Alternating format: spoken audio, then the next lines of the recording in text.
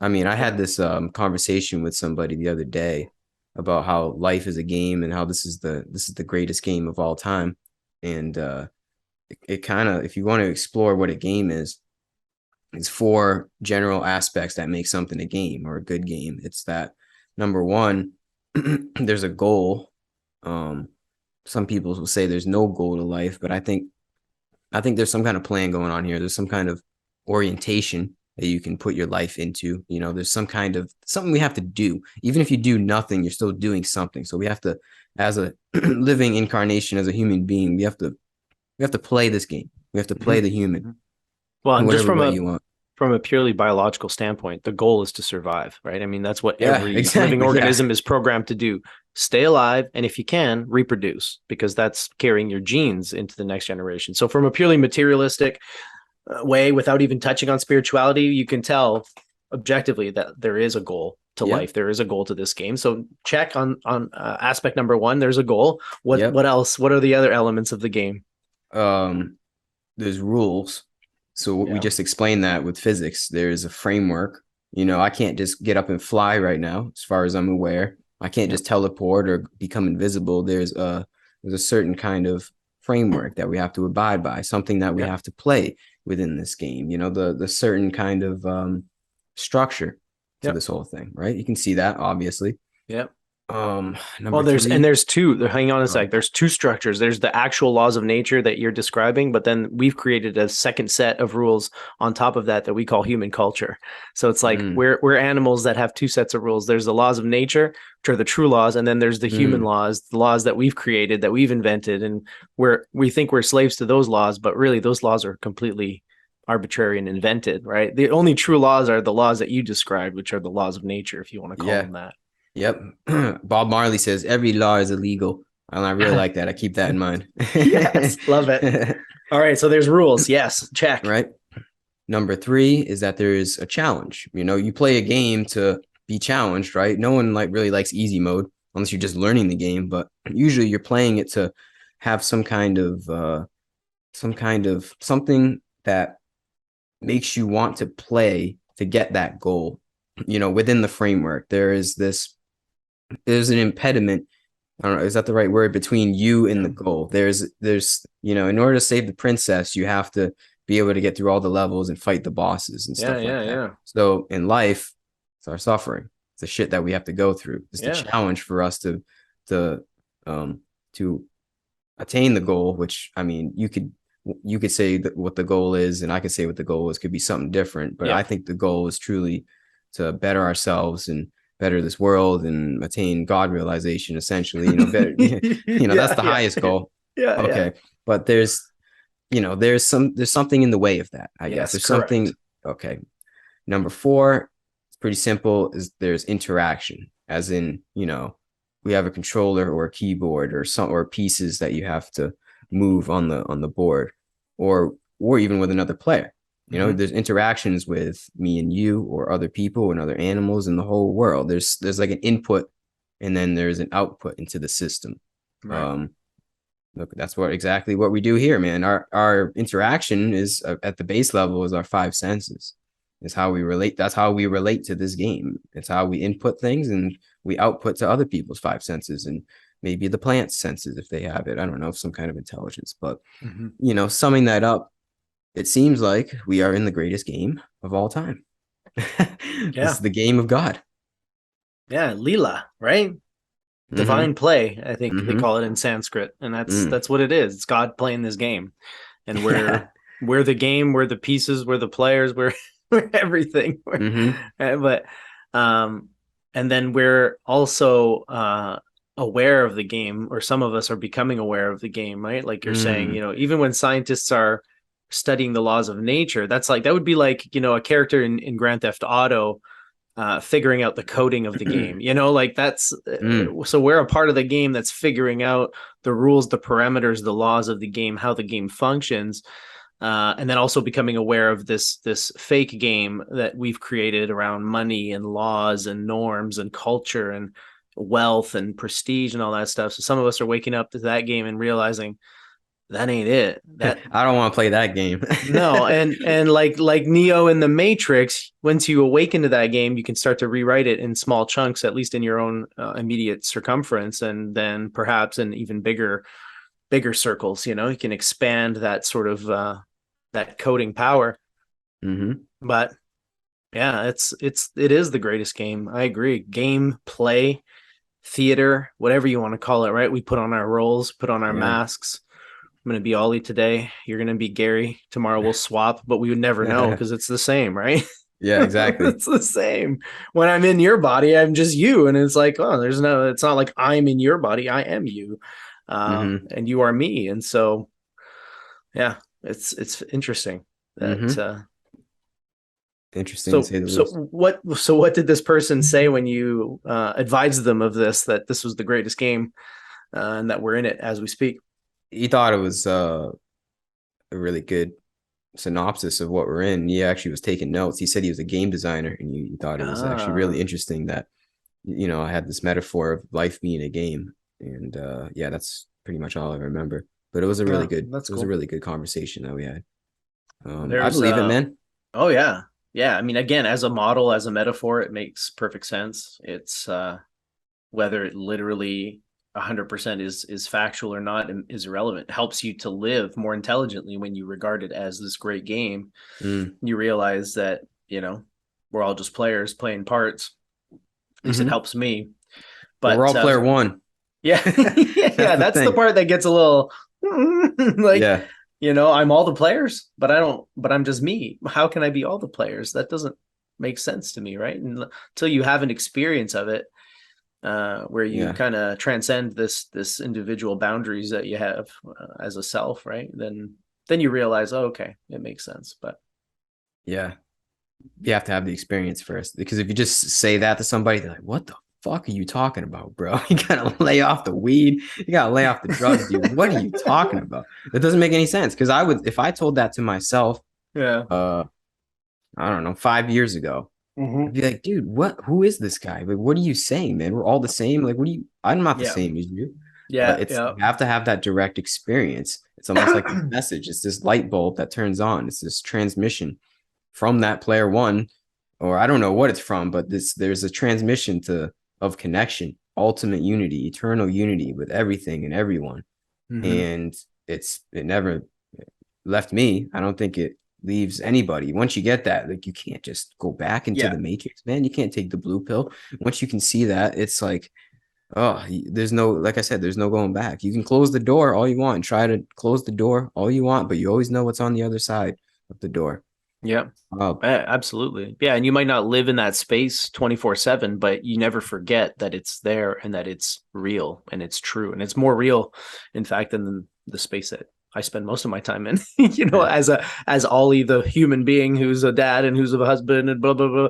Like that's less real than Mm. this other layer of being, where you really are everything. And yeah, anyways, I was Yeah, talking to my man. friend about this yesterday. He was saying intellectually he gets it, but he has a hard time staying in that space. And it's like, well, it's hard to stay in that space, especially if you have tasks to do. And I know it's possible to be, the observer behind the action and all that stuff 24/7. I've That's what a guru is. That's what a truly awakened being is, right?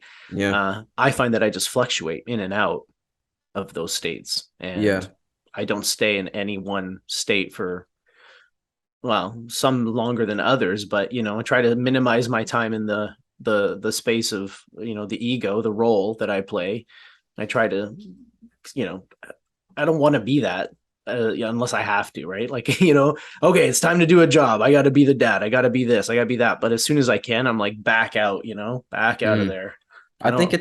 it's the fact that you still play your role, knowing that in the back of your head, Hmm.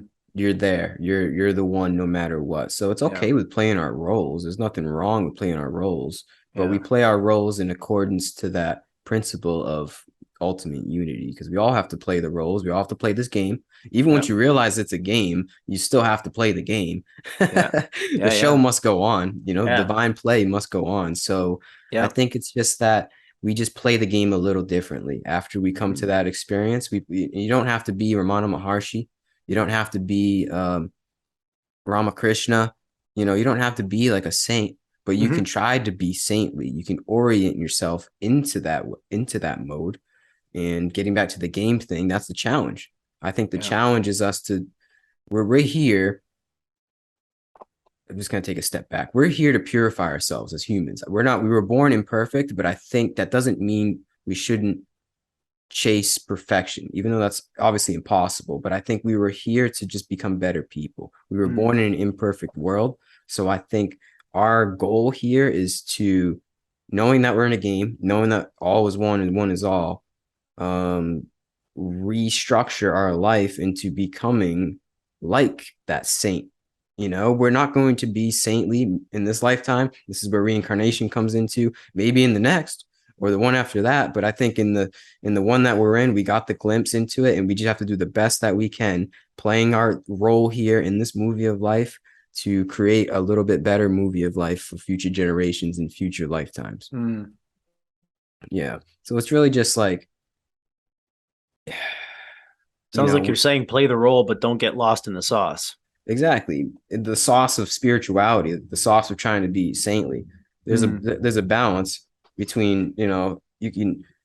I mean, I try to not be too saintly, like try to not be fake holy, because that's also toxic, just as much as being like sucked into the ego. So you got to find out what's real for yourself. And what's real Yeah. for me is not becoming a Himalayan saint and, living in a cave. But what's Hmm. also real for me is not also becoming like a hedonistic, billionaire with a yacht. So this is like somewhere in the middle. Yeah. Yeah, it's somewhere in the middle. For me at least. Yeah. You know Yeah, what I'm yeah, for saying? sure. Oh, 100%. Yeah, yeah. I have no desire to be a hermit or to, yeah. And the fake holiness thing is interesting because it just shows you kind of what is at the core of a person's intention or motivation, right? Like, I don't do this stuff to seem a certain way to people.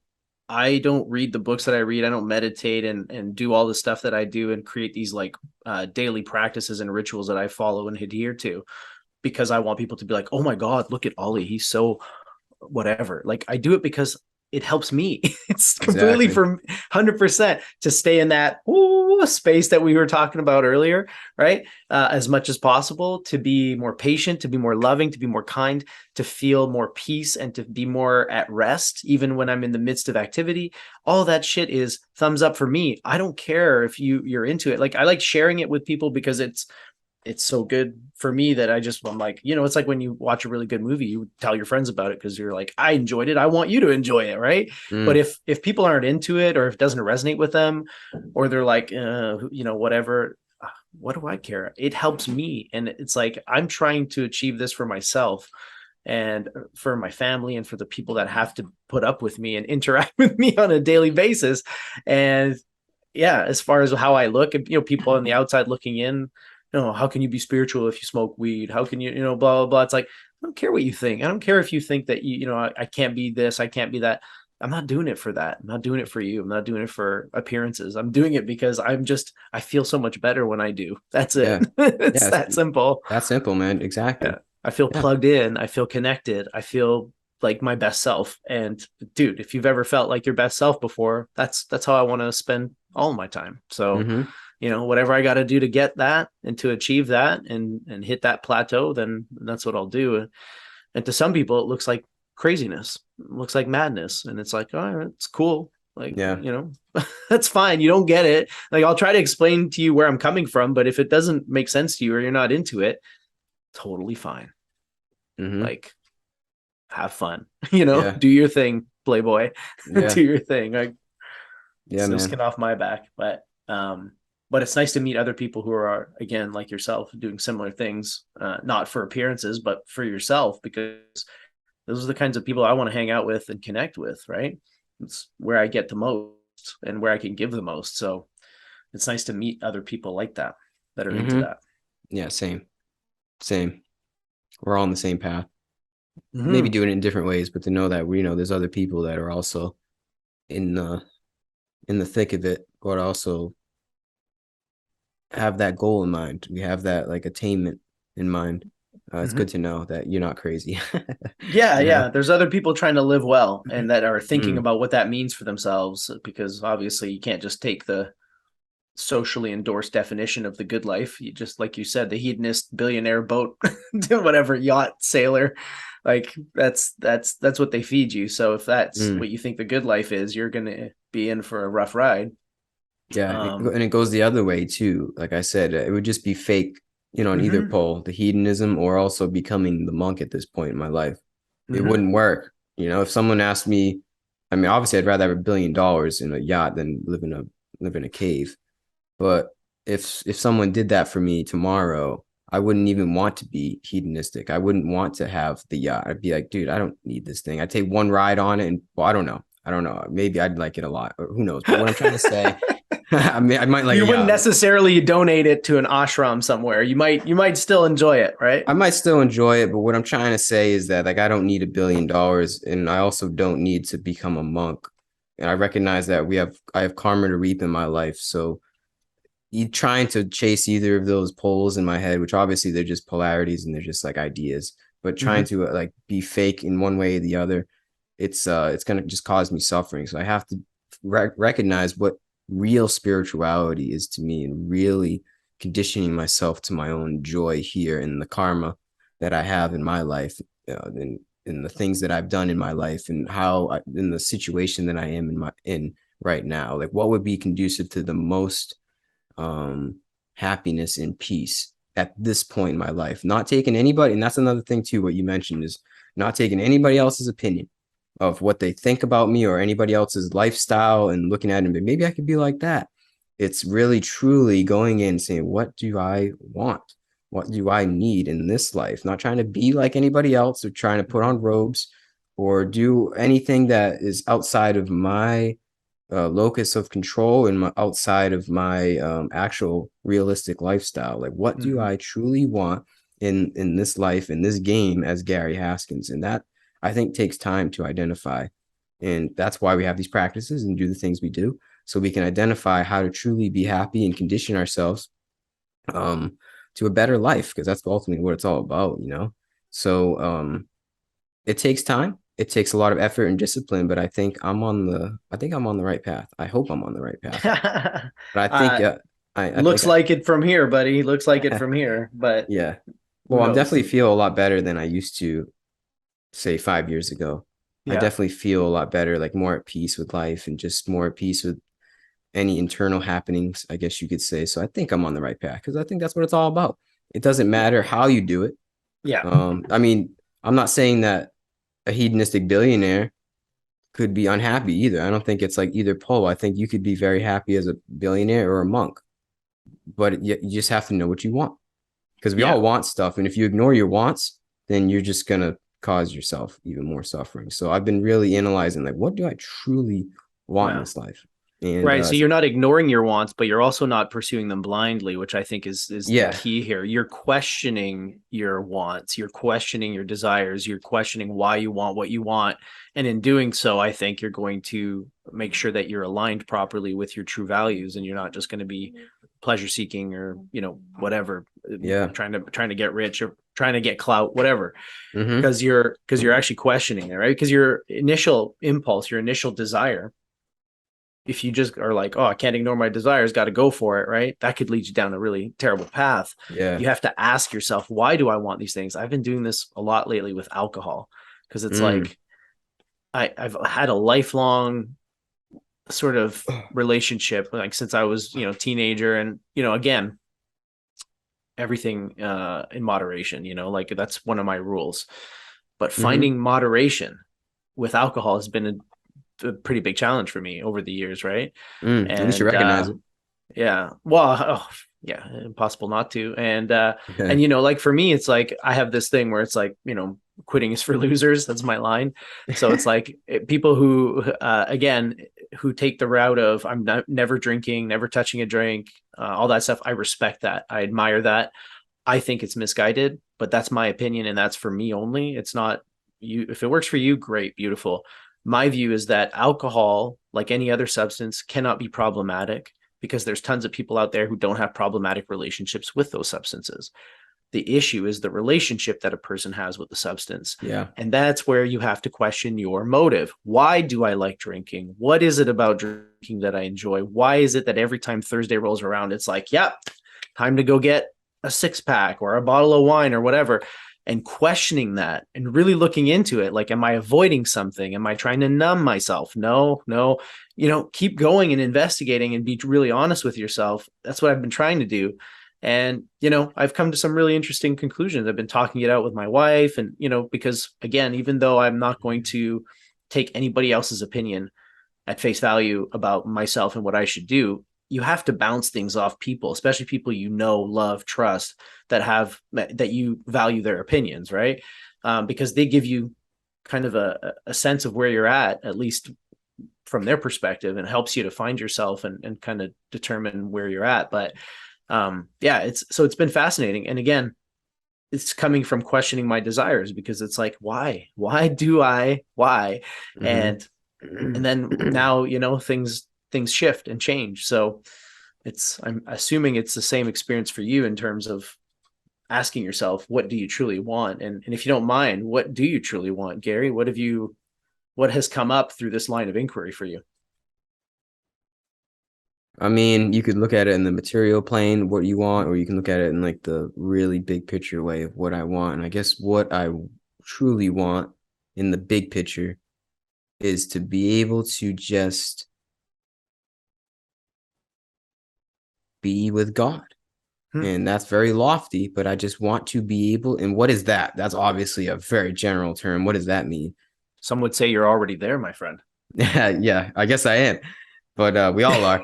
But I guess Conscious union I want instead to. of, yeah. I want to be able to create alongside God's creation. I want to be able to serve without any inertia, because I know that's just all what we are here in this game. We're just almost like pawns in God's giant game. So I want to be able to do that and create and get on this flow and wavelength, and that just becomes like a lifestyle, and I just serve willingly and surrender to the flow, and then that brings me peace. Ultimately, I want peace. We all want peace in life. Yeah. um so how do you get that peace? I think it's just like you just align yourself to the great Tao, and then the peace ensues from your life. But I think you have to get through some of your karma that we built up, because I've only Mm. become aligned with God very recently in the flow, very recently, relatively in my whole life. I'm 28 now, so I've only been probably aligned, I don't know, a year or two, three, whatever. So like I got some scars, as people would call it, to get through. So I want to be able to get through that stuff, get through the stuff that I built up, the karma that I built up, and then just align and just go with the flow and just do what I got to do here. Because I know we all have a plan, we all have a journey, we all have something that we were born for. So I just want to be able to do that. And I think I'm doing that. I think I'm on that wavelength. So I just want to be able to continue to do that. Like there's nothing that I materially want. Honestly, I'm good. I like to keep it simple. I think if the more things you get, it can just cause you problems. More money, more problems, as Biggie would say. So it's just, I think there's truth to that, man. I think it doesn't mean I don't want to have stuff, but I think, how do I put this? I'm not gonna like shoo away materialism, but I also don't like, I don't want a Lambo or a Ferrari. Like, what's that gonna do for me? That's not gonna do anything. Um, I do whatever I want. I want to be able to have, so that I can live according to God, man, and I live according to what I'm supposed to do here. And as long as it doesn't suck me out of that God frequency, then I'll take it. But if it's a Mhm. Ferrari that makes me think I'm cool and important, look at me, then that's just gonna suck me out, because I've been so close to God, man. I don't know if it's because of the suffering that I've been through in the last few weeks, but there's something that's just got me on this wavelength, that there's something going on here. There's a plan here. There's some kind of structure. It's not just all random events occurring and just random happenings of atoms that just so happen to bind and we become a human being. It's like, I used to think like that. It was just like, this was just some random dream and we're just here existing and we're just here to survive and reproduce. But then once you get more into yourself, this obviously, once you get more into yourself, you kind of see like, wait, hold on a second. There's something going on. And you know what I mean by something? I mean, there's obviously, okay. So words only go so far, because obviously you can say, well, someone would say, well, there's nothing going on here. It's all just the moment. It's all just be here now, man. But I think, yeah, But you that's can still be here something. now. That's still It's something. not only is it something, the here now is everything, dude. Yeah, It's not just exactly. something. So It's there's all that there truth. is. Yes. Yeah. There's that truth, but I also think there's a structure, like there's a plan here. There's Mm. some kind of, once you get aligned with the great teacher, once you get aligned with the thought adjuster, once you get aligned with the Tao, whatever you want to call it, you realize that there's a plan and a structure here. And I've been very adamant on staying on that plan and wavelength, and trying not to get sucked into the happenings of life, the drama of life, and trying to be on that at all times. So what I want, dude, is really just to be that willing, compassionate servant, Mm. and stay on that wavelength as much as I can. And yeah, I don't want anything else in life. Well, how could I, man? There's no greater glory than being with the divine and serving the divine, and Mm-hmm. knowing that that's our purpose, man. I truly think we're all here to serve. And yeah, man. So, yeah, going off on a little tangent, but Oh man, it's good. It's good. yeah, I asked you the question, and because that's peace. Sorry, yeah, it's because I want it is. Yeah. peace. And in that servitude to this greater power, this greater plan, is a sense of peace. It's a sense of placement.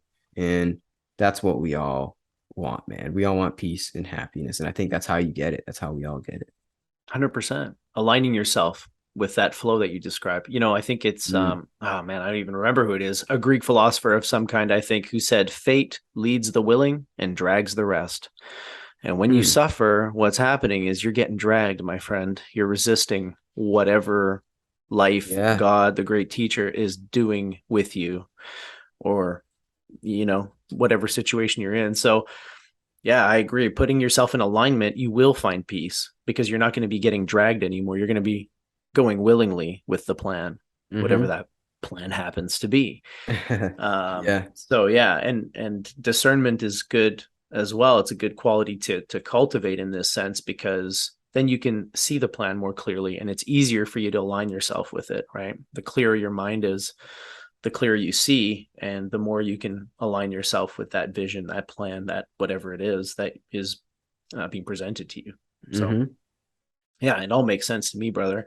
And you're saying service, like, so would you say that what you're doing on YouTube and online and stuff, do you think that's part of your service? Is that like your ministry, kind of, so to speak? And Mm-hmm. what would you say is the sort of central goal of it? Is it to bring awareness to this God presence that you describe? Is it Mm-hmm. to help people getting in their own alignment the way you're doing with yourself, like finding your own way of aligning with it? And like, what would be what's your service? What services are you rendering, if you Well, will?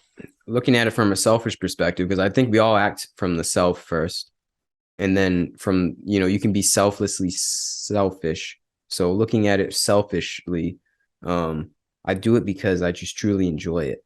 Like, as that creative outlet that I have, and doing this literally right now, Mm-hmm. I just like to do it, and it provides me with some kind of peace. I don't know. I've always liked conversation. I've always been intertwined with video and just technology. So it's literally just something I do for fun. I'm not getting paid. I Mm-hmm. just do it for fun because I just like to connect with people. So I figured, if I'm doing this and I have the skills and the technology to do so, I might as well just share it online. And hopefully, even if it helps one person, Mm-hmm. um, I mission accomplished. And if that mission doesn't get accomplished, well, my selfish mission got accomplished. Because you So enjoyed it, you had a good time. yeah, exactly. I Yeah, really yeah. don't care how many people watch my videos, bro. I'm going to do this for the rest of my life.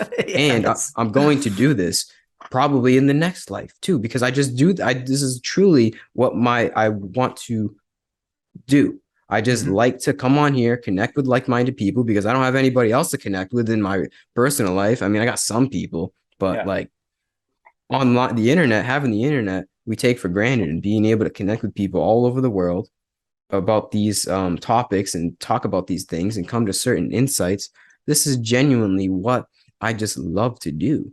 So, looking at it from that perspective, I do it for myself. And Mm-hmm. secondary, I do it for others, which are also myself. That's the secret. But Hello, me. yeah, It's exactly. me, you. Yeah, it's Yeah. kind of like a weird meta thing. But like, Yeah, totally. but ultimately, man, yeah, I'm just doing it because it's fun. Like, this isn't really like hard for me. Yeah, Like to make yeah, a video and like have a podcast, talk to people.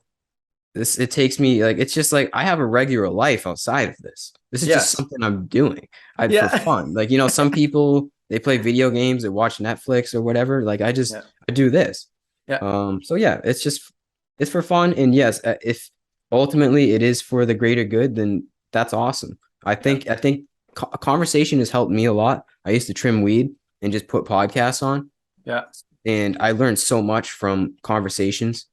yeah. So I see the value in conversations. So I think maybe our conversations or my conversations with people could help somebody. Not even necessarily for me and the things that I say, but the things that other people say.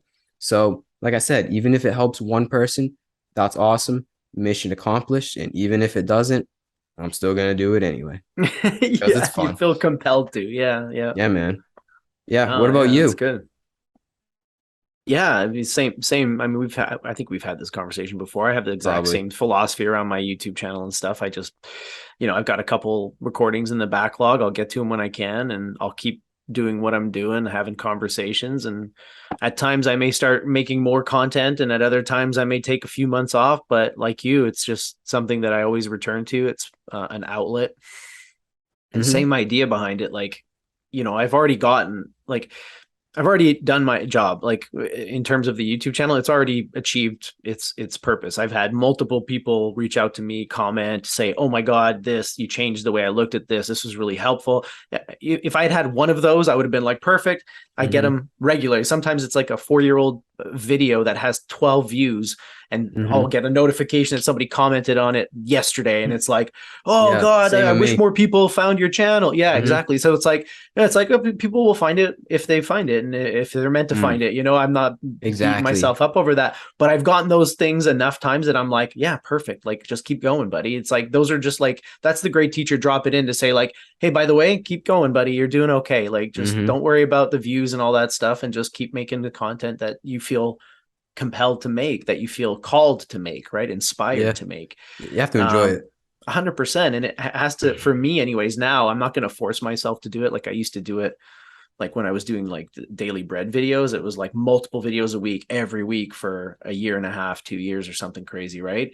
And I had to force myself to. And sometimes it was like the content wouldn't be, I would watch it afterwards and I'd be like, I didn't like that, because it was like forced. It wasn't inspired, if you will. Mm-hmm. So now I'm just doing it, I'm listening and only doing it when I feel inspired. But yeah, just keep going. Like, and the other thing too, for me right now is the center of love. Like, that's I was given very clear instructions on that, and even though I'm getting in my own way a little bit, or I was for a couple months there, I feel like I've turned the corner now and I'm more in alignment, thanks to the revelations around my physical health and lifestyle things. Like, I feel way more grounded and centered, and that's, I got to channel my energies into the center because things are already happening with it. It's growing, new Mm-hmm. people are connecting, and there's all kinds of interesting synchronicities that are just like taking place. And it's telling me that we're moving in the right direction and amazing things are happening now and on the way. And so,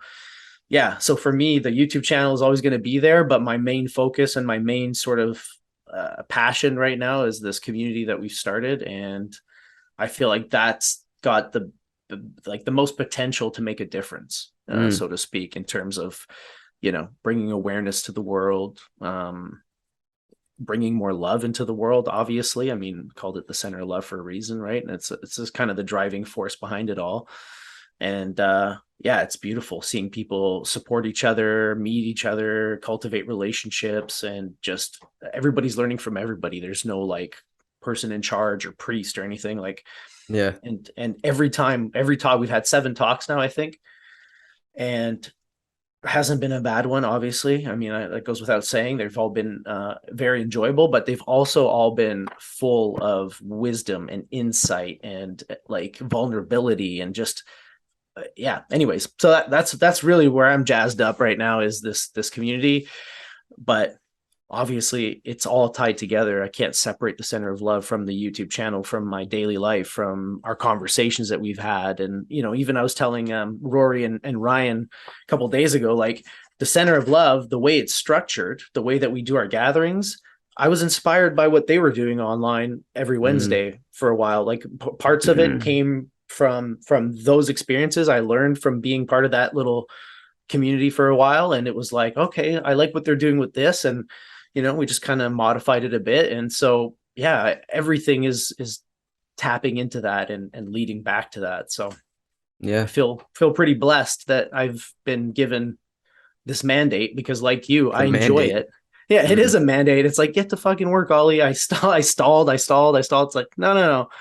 I already told you what you need to do, right? So now I'm doing it and things are happening. And so to me, those are again affirmative signs of, see, I told you to do this, and now look, there's more people showing up. Now there's this other opportunity to maybe buy property, or whatever. All these things are kind of coming together at the same time, and it's like, yeah, it feels pretty amazing, and to just trust the process, right? And Yeah, yeah, and yeah, become the process. There's a yeah. sense of flow. Oh, absolutely. Yeah. Let it carry you where it's going to take you. Right. And Hmm. things are going to work out exactly as they're supposed to. There's no other way. There's no other way. Yeah, that's the thing. Once you align yourself, you realize there's no other way. You have to surrender to that and get the messages and just go with that flow. You have to, man, or else there's inertia. Yeah. And that's how I Yeah. feel with this whole creative aspect of doing YouTube and these videos. There's I have to do this stuff. Like it's too easy for me not to. And Hmm. I'm not, that's not me bragging at all. I'm trying not to, I'm trying to stay humble when I talk about that, but all this stuff is just too easy for me to do where Yeah. I have to, like, I was put in this position for a reason to do this stuff and talk about this stuff. And another point that you said too is, you made a video 4 or 5 years ago and somebody commented on it. All of this stuff is going to be online forever. And if the Hmm. internet's around forever, this is like it's like historical archiving of the awakening of humanity. When you look at it like that, Yeah. Yeah. it's Yeah. pretty wild. And Yeah. everybody, obviously I'm not hugely popular right now. Um, and that's because everybody's lost in the sauce. But maybe in the future, people will look back at the shit that we're doing and be like, whoa, these guys are like revolutionary. I mean, obviously, there's other people doing it. I'm not going to Oh, speak like, yeah, tons. I'm not going to try and be egotistical, but anybody Hmm. that's on that wavelength are revolutionaries in a way to be able to show 100%. this other aspect and this other viewpoint of life more than just like the surface level stuff of humanity. Like we're showcasing that there is another viewpoint and becoming vulnerable and putting ourselves out there so other people maybe can see that, yeah, it's okay. And it doesn't matter what time period they're born in, even if it's 50 years from now. I'm guessing if the internet's still around, the world's still around, my videos are still going to be up, and Yeah. I'm gonna have thousands of videos by then. So I think Yeah. it's like it's a duty to, it's beyond clout, it's beyond any money that it could make me. It's just like a duty to God and to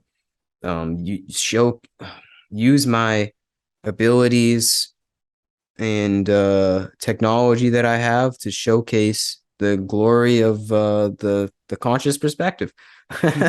you know, it's Yeah, something man. that will resonate throughout time, and think I don't think the internet's going anywhere. If the world destroys itself, then that's the only time that these videos are going to go somewhere. You know what I mean?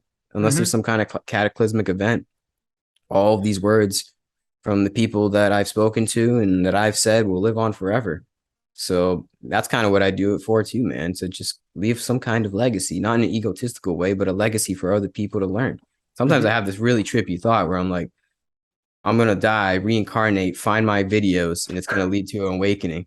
I'm like, I don't even know if that's a thing, but even if not even looking in terms of my own personal experiential reincarnation, other people can reincarnate, find the videos.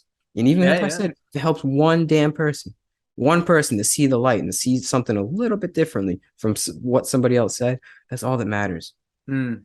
That's like, If it that's a helps one whole, person, it helps all people, I would say. yeah, that's true. That's very true because there's only one of us here. So yeah, I don't know. Um, just doing it because I enjoy it, but there is also some kind of, I enjoy it because there's some kind of flow in it and there's some kind of mandate that I have to follow at this point. You can't go back. Hmm. Yeah, it was Yeah, almost like man. I was you get initiated into like this order with God. I don't know when or how I was initiated, but like I can't live without it now. I can't live on the outside of that mandate. It doesn't make any Hmm. sense and it just causes me suffering and be fake essentially. Yeah. If you stopped, it would cause you suffering. I trust me. I've tried. Yeah. Tried multiple times where I'm like, done with this. And then like a couple months go by, and then it's like, you start to feel like you're not like there's something you need to be doing, but you're Mm-hmm. not doing it, you know? Like, Mm-hmm. oh well fuck, what's that weird feeling? And then it's like, oh, I see. Right. Okay. Yeah, we were put into this very peculiar position as multimedia artists that are showcasing an awakening. It's very peculiar, but it's we're here now and there's nothing we can do about it. But I think this is our job here in this time period is to just show what's going on, talk about what's going on, and to record, put on record that in this time period of 2022, these ideas were coming about into the population, and people will Yeah. look back at this in the future, Yeah. and they'll learn. If anything, this is like I said, it's history. It's like recording history for a little bit. Yeah. It's And kind of it's cool. interesting that all these ideas have been around for literally thousands of years as well. And it's like we're just the latest generation of people to kind of try and bring it forward, you know? Mm, And there's yeah. never been as many messengers as there are today, you know, like Hmm. that's why people like Jesus and Socrates and Buddha and all these people stand out in history is because they were relatively few. But Yeah. now I genuinely think there are hundreds, thousands of Jesuses and Buddhas awakening every day. And some of them are on YouTube and some of them aren't. And some of them are writing books and some of them aren't. So it could be your gardener, could be, the garbage man. Yeah. Who knows, right? It's no longer this elite, limited, secret thing that you have to be initiated into and you have to spend all these years meditating on a cushion and all this stuff. Like it's all very much accessible. And the idea that like you have to be this like chosen special person is like, well, yeah, you do. But here's the thing, you're all special and you're all Hmm. fucking chosen. And that's the whole point of what Christ was saying. The Christ is within you. You're all it. Like, so yeah, you do have to be special, but luckily you are. So awaken to that and then become your own guru, become your own savior. You don't need Hmm. to look externally. If you awaken the savior within yourself, you don't need to look to others to save you. You don't need to look to others for truth. Tell me what the truth is. You will experience the truth and you will know the truth more intimately than if somebody read you the entire book on it, which there is no book. So it's like, Yeah. it's the only way, right? So yeah, Hmm. so to me, it's like, what we're doing right now is what they were doing. And it's not grandiose or egotistical to compare ourselves to those people because what did those people do? They were born in a society, they rejected a lot of its foundational principles and ideas, and then they tried to teach an alternative. And a lot of them got killed for it. That's okay because nothing ever truly dies. But regardless, Hmm. we haven't been persecuted or killed for it yet. But again, wait till you hit a couple million subscribers, Gary. And you might Oh start to get shit. some, I've you had might, that idea. I'm like, are they gonna take me out if I get really popular? I'm like, they're probably gonna try and take me yeah, out. especially if I'm you like, get you know into any what? kind of political stuff too, then you're really Yeah. toast. You know what? Take me out. I'm gonna come right back. That I'm gonna come right back. I You am can't kill me. legion. Yeah. And that's the Remember? thing now, because there's so many of us out there waking up to these things. Yeah. Even if they kill you and me and a bunch of other ones, there's going to be new ones coming up every day because it's time. We have all the knowledge, we have all the practices that we need, we have all of the technical knowledge, and the climate is right finally at long last because now we're starting to realize, oh, actually we're all one family. There's no such thing as races. There's just human beings, and even human beings are just a branch on the tree of life, baby. It's one tree. We're all related, right? People are starting to awaken to that, and as soon as they do, national identities are going to start to fall apart. And they already are. I mean, you can see it across the planet right now. It's a time of shifting values and stories, right? And it's like, Yeah. yeah, all we got to do is keep bringing the light, buddy, and Yeah. things are happening already, and they're just going to continue to, and we're going to see this new world very soon. Amen. Hmm. It starts with the new world within, and then we create the new world without. It's Yeah. and it's happening exponentially. Absolutely. And it's as within, so without. So it has to start within the individual. You have to Yeah. find that savior within you. You have to realize that Christ is you. You are it. Mm-hmm. That the awakened one is you. It's not Siddhartha Gautama. It's you. He was just one awakened being. There's anybody can awaken at any moment. That's the point. That's what And they were trying to say. and then what happened? They died or whatever. They went away, and people took the teachings and totally fucked them up and didn't realize, oh, like totally misconstrued them, either intentionally or not. Right? I mean, Jesus Yeah. is the worst case. I mean, at least the Buddha, his teachings are relatively intact. They're not too corrupt. But like, man, what they did to my boy Jesus, that's cold shit, man. They It's took cold. his teachings and they were like, let's do the reverse Yeah. and do it in his name. Amen. Like, holy Yeah. fuck. Yeah. It So, is but completely the reverse. man, they can't let you read the Gospel of Thomas. Of course, they didn't include that in the Bible, because in that one, Jesus just tells you straight up, says, "Lift up a log, there I am." You know what I mean? Cut Mm-hmm. cut a tree, I'm there too. Like he's everywhere. How is he everywhere? Oh, you know what I mean? Like mm, it's the Zen Jesus gospel because he's laying it down, right? mm. But yeah, Zen anyways, Jesus. these people were trying to free you. They were trying to free you from suffering. So out of love and compassion, they tried to free people of unnecessary suffering. That's what Mm-hmm. Jesus was doing. That's what Buddha was doing, right? Out of compassion and love, they were trying to free us. And they died, and the people who took over their teachings used them to make cages. So instead of freeing us, they just locked us up in this like fake version of Christian, values and teachings, right? Yeah. And eat the body, drink the blood. It's like you are the body of Christ. That's the whole point. You're the temple, right? The Christ is Mm-hmm. in you. You just got to wake it up, right? You just got to bring it to the forefront, and then see what happens. The whole Yeah, world is man. transformed. Mm-hmm. Yeah. Wow. That was a good one. Wow. Ah, I don't know, man. Yeah, I don't know what to say about that. That's good. It's funny though because I started this whole journey as an atheist, but I was Yeah. atheist to the dogma of Yes. popular spirituality. So I was an atheist, rightfully so, still am to that popular dogma, but then I slowly realized what God is. I Right. actually realized what these guys were saying. And it wasn't at all what the priests are saying. It's what they're saying, something completely different from what the priests are saying. So, yes, I'm still an atheist. I still hold those viewpoints. But I realized God is a totally different thing. And what God is me. It's you. It's not anything Surprise. outward. Yeah, exactly. That was the big surprise for me. It was like, Yeah. whoa, this is what they were trying to say. And then once you get on that wavelength of knowing that you are the totality, you can see the truth in all of these different texts, all put in a different way, man. I have various different texts from various belief systems, from various time periods. Look, dude, these are the books that I have on my shelf. I got the Urantia book, which I highly recommend.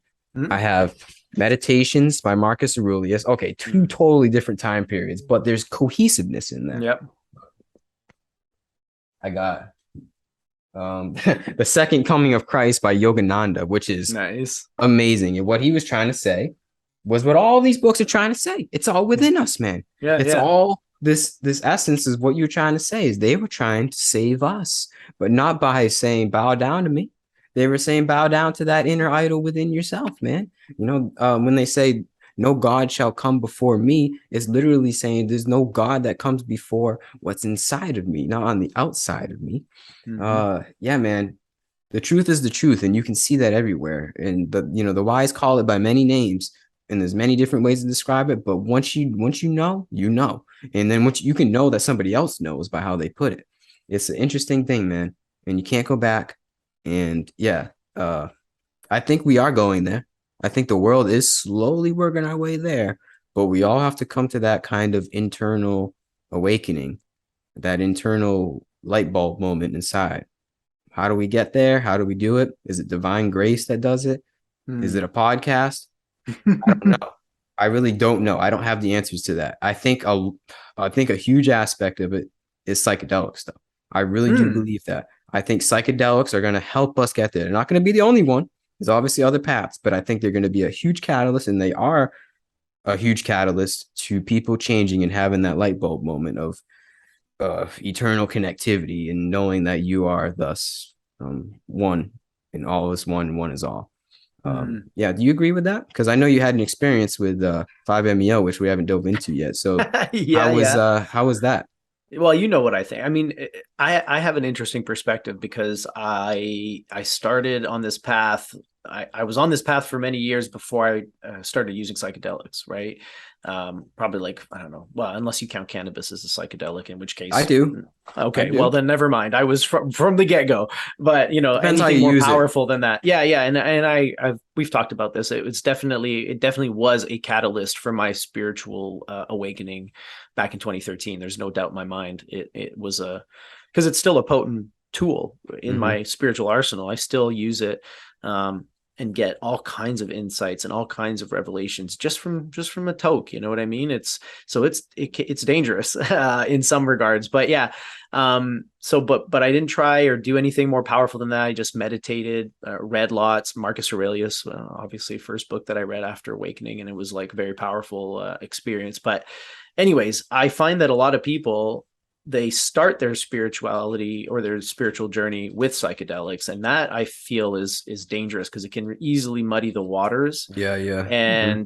And you could also have this like amazing experience and just think, oh, okay, well, I'm God, like you're saying, right? And okay, cool. And then take that idea and that realization and totally butcher it and misconstrue it and become this arrogant, spiritually egotistical Yeah, person who thinks I am an avatar of God and I'm yeah. doing this. And then like the real grandiosity that you were talking about, not what we're doing. This is not grandiosity. It's a couple guys having a conversation. But anyway, Mm. so what I found where it could lead you all down these really dark conspiratorial paths as well. I find that too, like you become this like, oh yeah, it's all one, it's beautiful, and then Satanists are raping children and ruling the world, and it's like, oh okay, hey, well, maybe like I'm not saying it's not true. I'm just saying like, hold on a second here, let's take a couple steps back Yeah. and let's explore some of those ideas and question some of those assertions. But anyways, so yeah, for me, I was well established spiritually. I had a practice. I had a solid grounding and understanding in several different,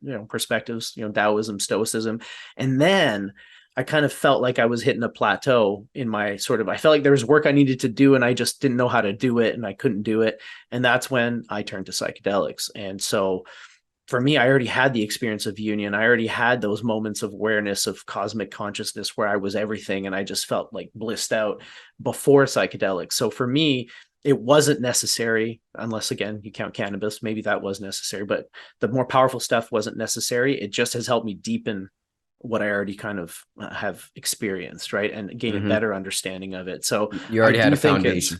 yeah, yeah. So for me, it wasn't what started me off. It wasn't what sort of broke me out of the pattern that I was in before, Mm. but it has helped me go further in my spiritual journey that I don't know that I would have been able to necessarily go that direction or that far without it because I just didn't know what I was like. I know there's more to be done, but I don't know what it is. And psychedelics revealed all kinds of things to me that was like, holy shit, okay, whoops, yeah, I got some stuff I need to work on, right? Yeah. Like really obvious stuff that should have been obvious to me, but this is what happens, right? You put blinders on. Yep. But yeah, I think the real powerful potent use of psychedelics is that it gives you the experience. And we were talking about this earlier, the intellectualization of it versus the direct experience of it. Hmm. For someone who understands or who believes intellectually but doesn't feel it, a psychedelic experience can put you there. And then it's like, not only is it this way, it's also this way. Now you've got the understanding, but you've also got the experience of it embodied in you. And now there's no turning back. Yeah. It's one thing to intellectualize it. We're all one, it's all connected, cool. But to actually experience it firsthand, to see it, feel it, know it in your body, now you're on the path. Mm. There's nothing going to detract you now. Hmm. Yeah. That's interesting. You kind of had a counterpoint to me because I see it as a catalyst, but you said that you actually need the framework first. You need that foundation first in I order don't to think you have need that. it. I don't think you need it. I'm biased because that's what happened to me.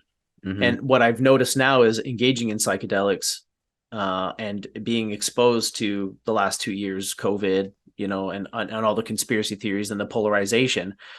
I was solid. I was grounded already. So the psychedelics didn't send me down this like weird conspiratorial path.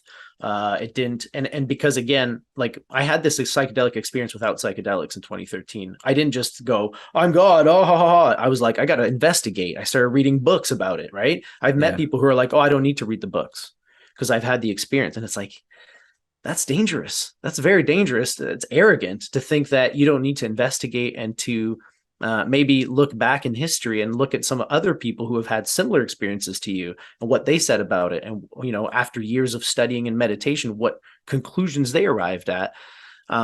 So I think you need both. Whether you start with one or the other doesn't matter. If you start with mm, psychedelics, start reading some books, man. Like go back in history, and you have to have a grounding in something. yeah, There has to be a grounding in something, whether it's multiple traditions, one tradition, doesn't matter, whatever works for you. Like I pick from a lot of different traditions, but I'm grounded, and so the psychedelic experience doesn't send me into this like wild place. It just reaffirms what I've already experienced and known through meditation and all these other methods, I right? see. Hmm. But I just think you need both, and like that's what you're doing, right? Whether you start with psychedelics or you start with philosophy or you start with whatever, you need both sides of it. You can't just be tripping every weekend and thinking that that's all I've got it all. It's like, yeah, Yeah, you do have it all, but you don't understand it. yeah, And you could easily misconstrue it and distort it into something it isn't and become the opposite of what you were meant to be, right? This like mm, arrogant, egotistical, I know everything. And as soon as somebody has a point that might be slightly different or even worded differently from you, you shit on them because it's like, no, that's not true. That's a lie. I know the truth. Like I've met these people, right? I've interviewed some of them. God bless them. Great. They think they're trying to help people, but I think a lot of them are just trying to help themselves. So yeah, yeah, it's a slippery slope, I guess, is what I would say. yeah. I know what you mean. So, what is that catalyst then to someone becoming a yogi? You know, because you're a yogi. That's I think that essentially what we're talking about. Someone becoming a yogi, whether if you do.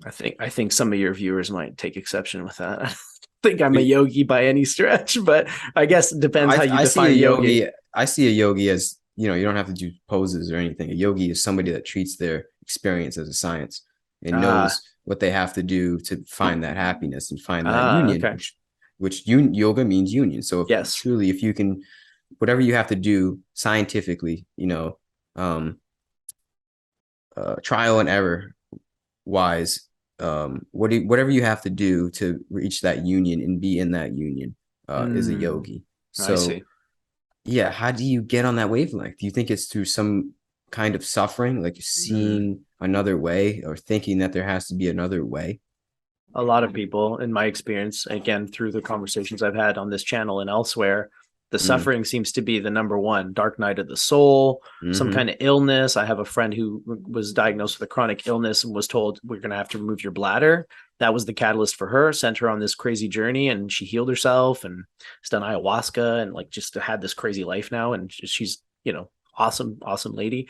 But yeah, my wife had Crohn's, had migraines that pushed her into silent darkness for 3 days. And in that silent darkness, she she woke up straight up. Yeah, She so came it's out of the she suffering. came out of the bedroom after 3 days Yeah. of pain and suffering, and she was fucking awake. And I saw it in her eyes, and Mm, she was talking to me. And just like you're saying, you recognize it when people talk about it, when they've had the experience. Doesn't matter how they describe it, what yeah. metaphors they use, you recognize it, you feel it. You're like, yes, that's it. Yep. That happened to her. So like Mm, suffering, I think, once again, is very potent. It's a very potent awakener, if you mm-hmm. will, because eventually you want to end the suffering and you're Yeah. willing to look outside or inside yourself, I should say, outside of Mm-hmm. the norm and inside yourself for a solution. And then that's when you truly go within yourself like that in desperation, help me, what is going on? Yeah. That's when the great teacher says, you're ready now. Mm-hmm. Wow. Yeah, I believe that. A lot of other yogis, like old sages, say that as well. We don't get lost in this illusion and the suffering. We use the suffering to essentially escape the suffering and realize what the suffering is and to become more acquainted with what exactly suffering is for us and what it means for us and who is us. It's like use that as the platform to Yeah. change. Yeah, I Yeah. agree with that. I agree. It causes you to ask questions you might not normally ask. And that's, to Yeah. me, asking questions, the investigative process is the spiritual path for me personally, not for everybody, but for me, it's all driven by questions and asking the right questions. Ooh, Curiosity. baby. Ooh, Mm-hmm. baby. Because you can ask all kinds of questions, doesn't mean they're going to lead you anywhere. Asking the Mm-hmm. right questions. And oftentimes it's questioning things that are implicit or implied in the question itself, right? Like for example, like, what is the good life? That forces you to think, like, oh, okay, well, what is the good life, objectively speaking, or for me, or whatever. Like, when you start to ask those fundamental questions, that's when all kinds of things open up, because you realize, like, I never even questioned what it means to live a good life, or what it means to be happy. Like, I'm pursuing it without knowing what it is, so of course I'm not going to fucking find it. You know what Yeah. I'm saying? So Mm-hmm. it's like, it's almost like hunting Bigfoot. You're like, I'm looking for this tall ape, 7 feet tall, lives in the Oregon area, blah blah blah. You know what it looks like, you've been told what it looks like, you've been told where to look for it, you go look for it, you can't find it. It's because it doesn't fucking exist. You've been sold a lie. You've been told to go pursue happiness in material pursuits, in money, in Mm. toys, in relationships. And you're like, I can't find it. They told me this is what it looks like. They told me it's going to be in these things. I've gone everywhere. Can't fucking find it. Oh, okay. I wonder why. You're looking for Bigfoot. You've been sold a lie. That's not what happiness is. That's why you can't find it in the relationship, because it's not there. You're looking for it in the wrong place. You've been told that it's something it's not. And Mm. so asking questions, investigating, stupid, they sound stupid. What is goodness? What is truth? What is beauty? Right? The Socratic questions. Start investigating that. Write in your journal. See what you come up with. You're going to be fascinated by all the preconceived notions you have about these things and what they mean and how they rule your life without you even knowing. It's amazing. But yeah, questions clarify that shit. They blow apart your misconceptions and your assumptions that you had that you didn't even know you had, Mm-hmm. because now you're investigating at a deeper level. So for me, questioning, curiosity, 100% is the engine Yeah. of spiritual growth. Yeah. Stop looking for Bigfoot. It's not out there. It's Look for not out Bigfoot there. within yourself. Yes. Yep. The Bigfoot within. Yeah, the Exactly, man. Bigfoot within. Wow. Yeah, anyways, but yeah, to go back to your question, the 5-MeO was it was very interesting. Very, very interesting. And Candace was there, my wife was there when I did it with my friend, and she's like, you haven't really talked about it. And I'm like, because I don't really know what to say. Yeah. I genuinely don't know what to say. At the end, I thought I was being reborn, and I was coming back into the world, and that's the I was wrong about that. I was actually entering purgatory at that point, because Oh. that was right before I got COVID and was suffering Oh. intensely for a few days. Wow. So I thought I was being reborn. Thought I was having this magical experience. But then in subsequent days, when I was feverish in bed and having conversations with the great teacher, it was like, oh, I wasn't reborn. Well, sometimes I I see was like our entering hell. sometimes I see our physical happenings as a reflection of the internal happenings. So maybe there was some kind of detox, like some kind of detoxification process that was happening to you from Brother, that. I was being purified 100%. I Mm. knew it. That was your As a baptism of fire. Oh, and I was just like, oh, thank you, Yeah. thank you.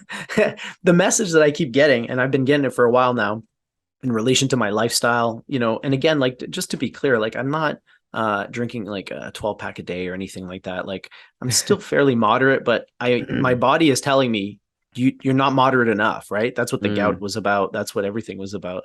And so I was like in bed, and the message that I kept getting is the same, this mantra that I've had for years. It's the 3 Ds: duty, discipline, discernment. Duty, Mm. discipline, discernment. That's what the great teacher kept telling me. It was like, you know what you need to do to fix your health, to be your best self.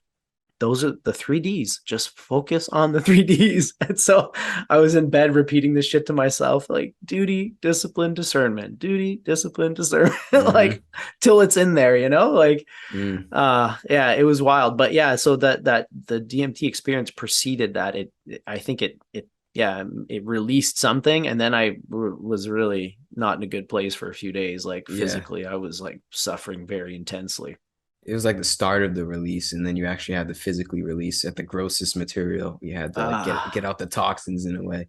Sometimes I see that as what's happening in this world is that our body is like the last thing that happens in the energetic process that we're caught in, and our body is the last representation of that Mhm. energy.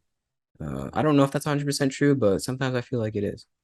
As Well, above, so below. It all relates, right? It's yeah, all yeah, yeah. connected. Well, and I think in some circumstances, what you're saying rings true to me because, like, for example, like my friend that I was telling you about who had this diagnosis for like several years before this happened, she was very unhappy. She was stressed, unhappy with life, was questioning, like, I have a cottage, I have a boat, I'm on the lake, I have a good job, a husband. Why aren't I happy? Like, this is what was happening preceding her physical illness. So it's almost like you're saying the body was the last thing. It was like, okay, you're not listening to this, you're not listening to this.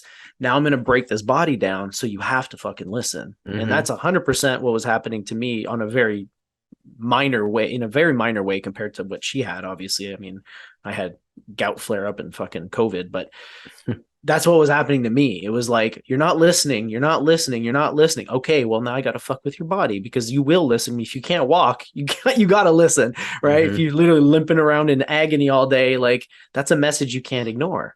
Yeah. So I think what you're saying in my experience rings true. It's like the body is the last step where it's like, okay, you're not listening to anything else. Here we go. Let's start breaking things. Yeah. Mm-hmm. Yeah, one Yeah. way or the other. We're gonna get the message. Yeah. Mm-hmm. Yeah. I'm a slow Well. learner, man. What can I say? So I mean, would you not recommend okay, how do let me rephrase this? Let me rewind it. Um, would you recommend doing it before you die? Do I have to do it? You don't, no, you don't have to do it, Gary. What will it It, show me? probably nothing you haven't seen or experienced already. Maybe in a slightly different way. Might feel a little different. Direct experience of that, Yeah. yeah, of the Yeah. divine. Yeah. But like I said, I definitely had what I thought was like a death and rebirth kind of experience Mm. at the very end of it, right? Because you do, like, we did it with a pen or whatever, like one of those cartridges or whatever. So you have to take quite a few pulls, right? It's not just like a little and then you're like, oh yeah, you take a big one and then you wait and then you take another big one and then you take a third big one, and you know what I mean? So it's kind of a Mm-hmm. bit of a process. But at the end, it was so peaceful. That's why I thought I was being reborn, right? Like this is gonna sound silly, but I don't give a shit. My wife was sitting cross-legged on the ground with a blanket, right? We were under the stars. It was a fucking crazy moon as well.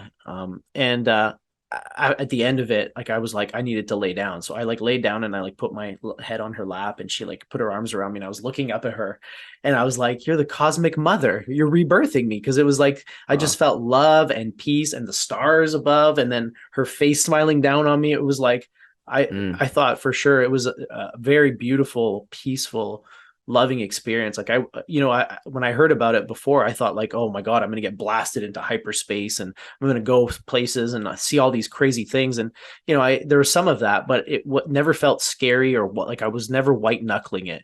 It was peaceful and loving the entire way through, which I thought I wasn't expecting that. So Mm. on that note, I think that's a cool aspect of it. And I don't know if it was just this one experience for me or if it's always like that, but that's how I would have described it to others. So, but as far as whether you need to do it or not, honestly, dude, what you've done with mushrooms is probably the equivalent, if not crazier than that.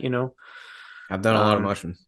I know you've done way bigger quantities than I've ever done. Like I've never taken anything close to what you've done in the past. So I can't imagine there's much you haven't seen or experienced or received in terms of messaging, like there's only so many ways that the great teacher can show you that you're it, that you're the one, that it, Yeah. it starts and ends here and now, that there's nothing else and there's something in you that was never born and that, my friend, will never die. There's only so many ways the great teacher can show you, right? It's like, all right, let me peel back the veil and show you how everything's pulsing energy. Okay, now let me show you how everything branches out and branches out and branches out. You know what I mean? Like there's only so many experiences of that you can have.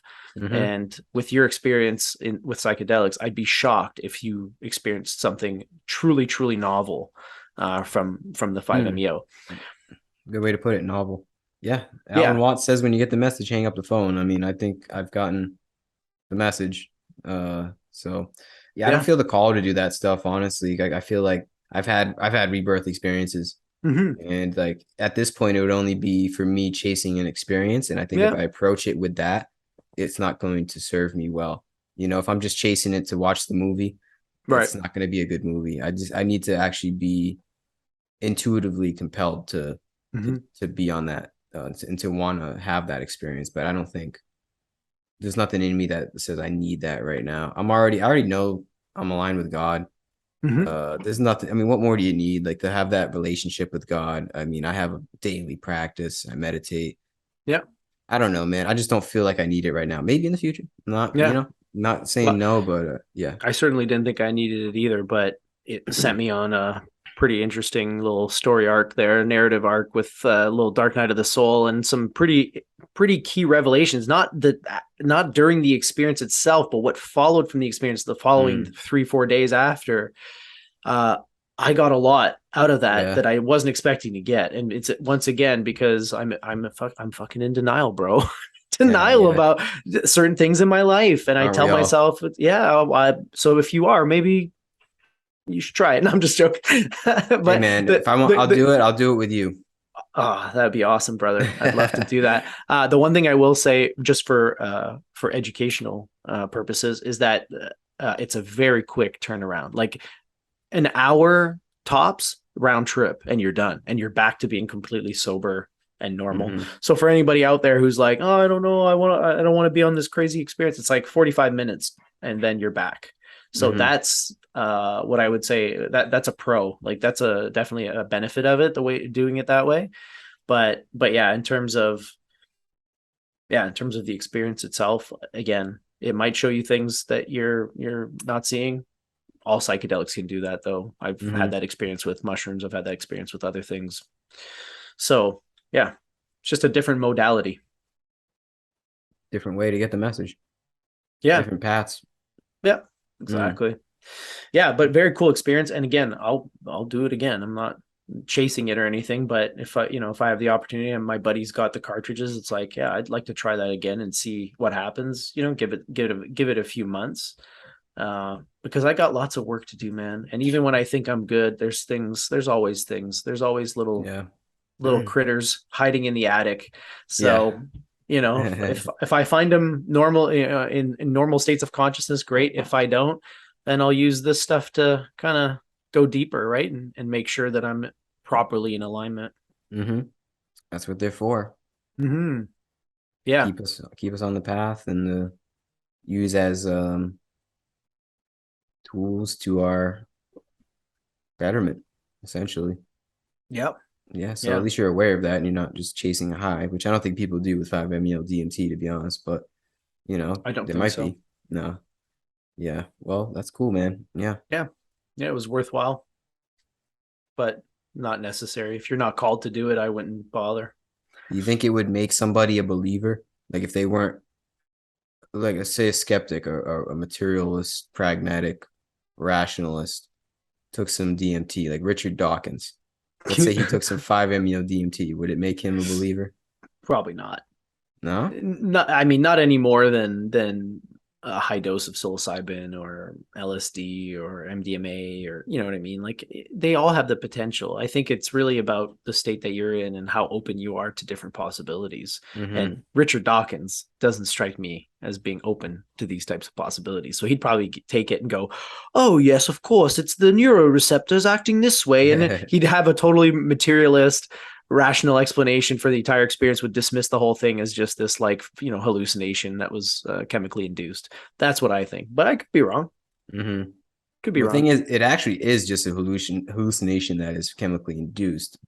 But it's That's like when also you, what your waking reality is as well. yeah, Right now yeah, you're having a chemically induced hallucination that you're having a conversation with me, and I'm yeah. having a same hallucination, right? So yeah, it's all a hallucination, unfortunately. So if you try to dismiss it that way, that's not really a good, retort. Yeah, exactly. And then another retort would be like, well, you're getting it from the outside. You know, want you to chase, it's all on the inside. But then you can come to a consciousness of like, well, there is no outside or inside. Like this is everything is me. So that's Yeah. technically not on the outside of me, you Yeah. know? So that isn't even a good retort either. That's what I hear from a lot of people. They're like, oh, you Yeah. don't need that stuff. You know, that's just outside stuff like affecting your brain chemistry. But it's like, dude, you got to realize like this is all one brain. This is all one mind. All this is all one being. So there's no outside or inside. And whatever we got to do to get the message, we got to do. It doesn't really, the tools, they're all leading to the same destination, to the mountaintop of eternal peace. I wish that's Mm. the metaphor we used before. I like that a lot. Yeah, I like that one a lot. Yeah. Well, and it's like they're keys, right? I mean, they Keys. don't, so the keys might be coming from outside of you if, let's say there is an outside, but what they unlock all is within you. So once again, they're Very true. unlocking things that are inside of you, the Very true. insights, the revelations, the experiences, the healing that takes place. That's all in you. It's just a little helper. It's just a little catalyst, right? It unlocks a few doors that normally are tricky to unlock. And once those are open, it's all you. It's all flowing in from you. It's just, yeah, you need a key sometimes. Mm-hmm. And, I think self-love is the key, but self-love is hard. And sometimes you need to borrow a psychedelic key to kind of give you that initial experience of being love and of being loved, Yeah. and then Surprised we once you took have this that, long to mention love. It's been over an hour and a half. it's Yeah, always we in got the this far. background. There's nothing else. So That's it's like, true. well, it's redundant to keep talking about it. Yeah. What we're talking about is ways to live in love, essentially, right? In Yeah. peace, right? Which is love, right? When you're in complete contentment and peace, that feeling that you have on the inside, that's love, baby. That's Mm-hmm. love. It's love of everything the way it is. It's perfect as it is, and you feel content with it. That's love. Yeah, man. So, yeah, but there's all kinds of obstacles, right? Standing in the way of that experience and that realization. And so, yeah, what we're talking about is essentially the obstacles in a way. Yeah, man. And you can come to in those experiences see that those obstacles are just illusions. They're Mm-hmm. self-made obstacles. They truly are. We're always in love. We always will be in love, and we always are Mm-hmm. in love. And hey, man, any obstacle that we think we're not, anything that tells us we're not, any separation from that love, is just our own. It's our own demise. We do it to ourselves. We convince ourselves through our desires. Most likely, it's our desires and things that make us think we are important in this body. We have an identity, and we have some kind of, um, you know, some kind of grandiose idea of being a human, right? Those things take us out of that love. But ultimately, at all times, the ultimate truth is that we're always, no matter what, in that ocean of love. Mm-hmm. Always, always, bro.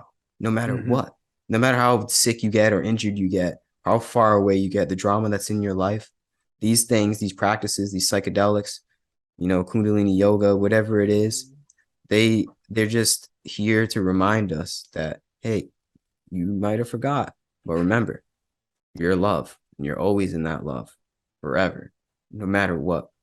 And that's the key, man. That's not the key. The keys unlock the door to us having that epiphany and seeing what's on the other side of the door. And the other side, it's all love. It's like Yeah. heaven. Yeah, man. I think we're already in heaven, but we messed it up. We messed it up. We're getting there. We're building it back up again, but Yeah.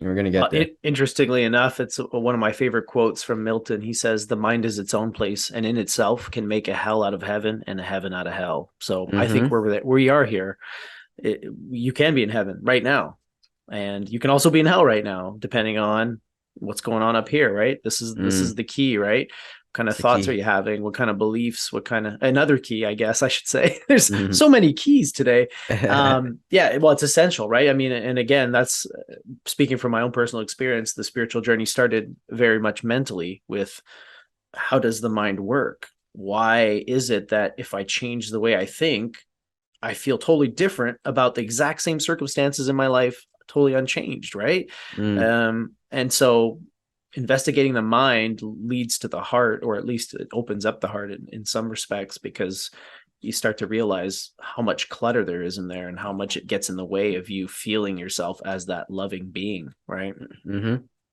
because it's like, well, no, this person cut me off in traffic. Like, loving being takes a back seat now. It's Ollie who's triggered because how dare they cut me off, or whatever, Cut right? me off. Yeah, it's this fucking, the narrator comes in and it's got its script, and it's like, you once you start to investigate the narrator, you realize, oh, okay, I can actually fuck with the script too. Like, I can The narrator. decide what the narrator reads to me. So instead of like ruminating about something that happened 2 months ago where somebody pissed me off, I can get the narrator to just recite Marcus Aurelius.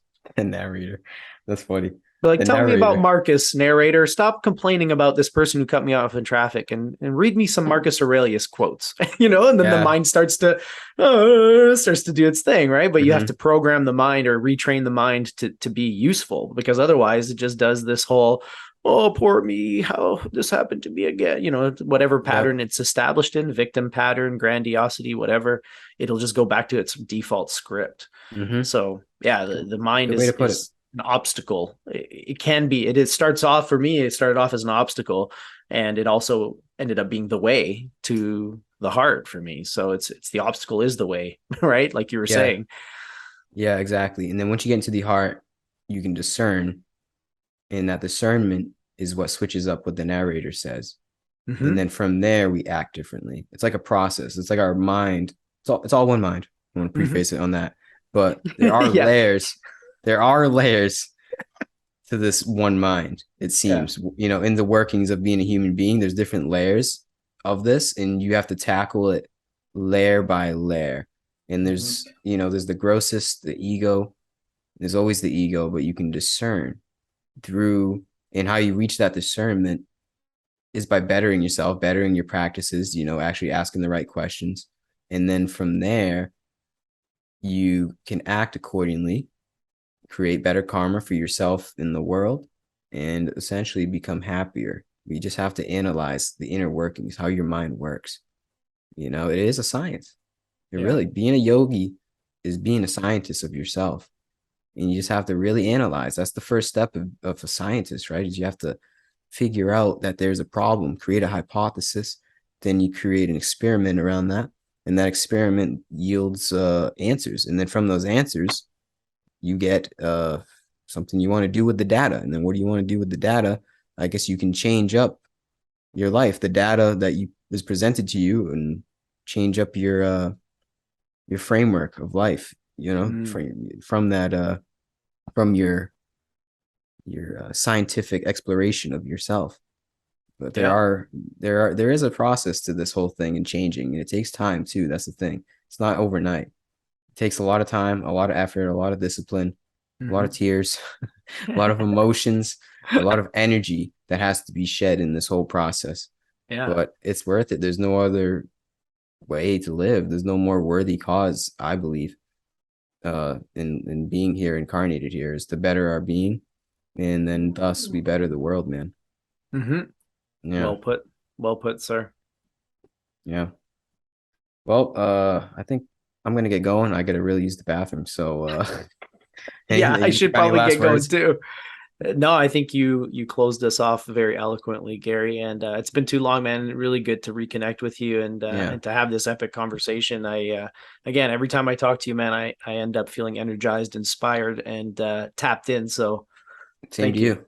Yeah, thanks for doing Namaste. what you do, brother. Same to you, man. Uh, Awesome. yeah. Peace, Cool. peace and love. Cheers.